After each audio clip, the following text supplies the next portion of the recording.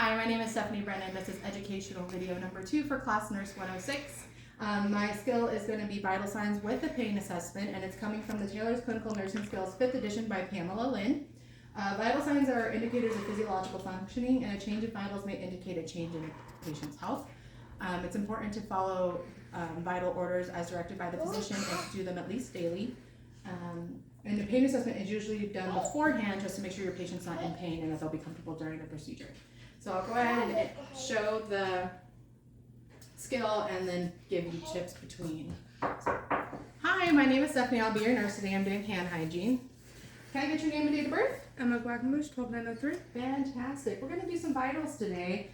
So just a blood pressure, a pulse, respirations, and a temperature. Was that okay with you? Yes, ma'am. Perfect. So we'll just start with the pain level on a scale of 1 to 10. What's your pain? About a 0. Perfect. So we'll go ahead and begin. If your patient was in pain, you would follow orders by the physician, and if there's a pain medication on order, go ahead and administer it and then return to the patient in 30 minutes. So we'll start, I'll put on the gloves, and then we'll start with the temperature. We'll turn the machine on. I have a tympanic thermometer, so we'll attach the probe. And when getting a tympanic measurement, it's important to make sure it's not on the side of an earache, that the tympanic membrane is not scarred, that there's no drainage at the out of that ear as well. So you'll pull the pin up and back, and then you'll place this towards the jawline. You'll activate the button, and it's 97.6. You'll go ahead and discard the probe and turn off the machine and note the temperature. And then we'll go ahead and do her blood pressure estimate. So with this, can I pull your sleeve up? All the way to the top. Fantastic. You'll want to start by listening for her brachial artery.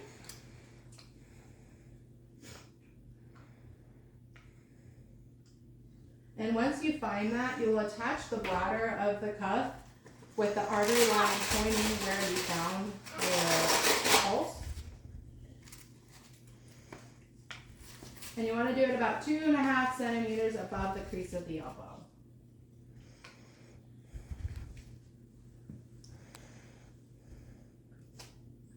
So with this, we're just going to pump this up till we no longer hear her pulse. Make sure not to apply too much pressure because you don't want the pulse to disappear from your stethoscope.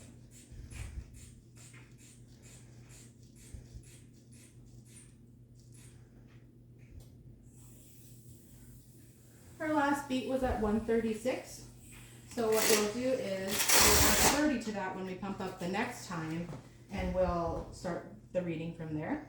While we wait, because we pumped up her arm, we do have to wait 1 full minute before reinflating the cuff. We'll go ahead and get pulse and respirations from the patient. Just take the wrist here.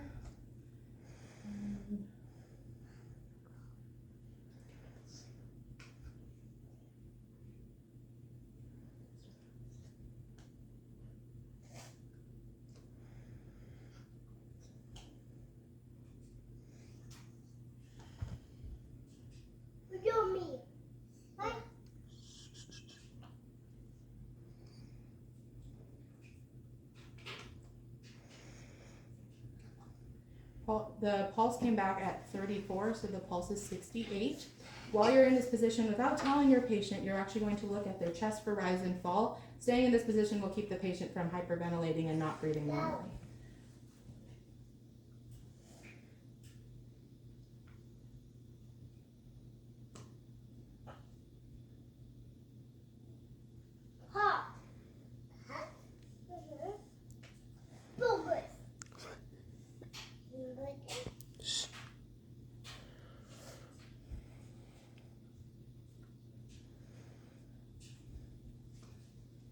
So it was a 7, so you'll multiply that by 2, and that her respirations would be 14. When checking the pulse, if the pulse is already diminished or impalpable, so you can't find it, you would use a Doppler to locate the pulse. If it's unable to be found with a Doppler, you'll need to notify the healthcare immediately. If you are able to find it with the Doppler, go ahead and mark that location with an X so that next time you can palpate for that exact pulse, or if you know where to place the Doppler next time. Also, if when it's diminished or seems abnormal in any way, you'll want to read for a full minute, and you may even want to take an apical pulse, which you would also listen to for a full minute. The apical pulse is taken at the 5th and 6th space in the ribs. So now we'll go ahead and do her blood pressure. We'll reattach this where we heard it the first time. Feet flat on the floor. Patient is not to talk during this. And because we found it originally at 136, we're going to go ahead and add 30 to that and we'll pump to 166.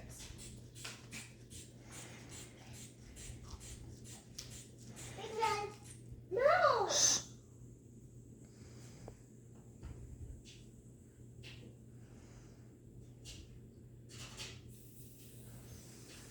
And her blood pressure was 136/88. And then that would conclude a vitals assessment on a patient.